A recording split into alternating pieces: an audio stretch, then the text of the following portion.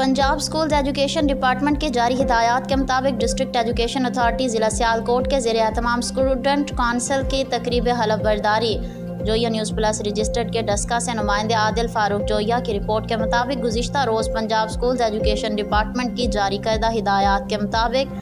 District education authority ज़िला सियालकोट के ज़ेरे एहतमाम स्टूडेंट काउंसिल के मरकज़ी तकरीब हलफ बर्दारी डस्का में मुनाकिद हुई, जिसके मेहमान खसूसी डिप्टी कमिश्नर सियालकोट मलिक जुल्करनैन और CEO एजुकेशन जावेद इकबाल बाबर थे। तकरीब के इंतजामात और खूबसूरती को चार चांद लगाने में शहबाज ढलों, डिप्टी DEO डस्का और तलत यास्मीन डिप्टी DEO जनाना ने खसूसी दिलचस्पी लेकर तलबा और तालिबात को बेहतरीन सहूलियात फराहम की। तकरीब से deputy commissioner Sialkot Malik Mohammad Zulqarnain CEO Javed Iqbal Babar ने खिताब किया।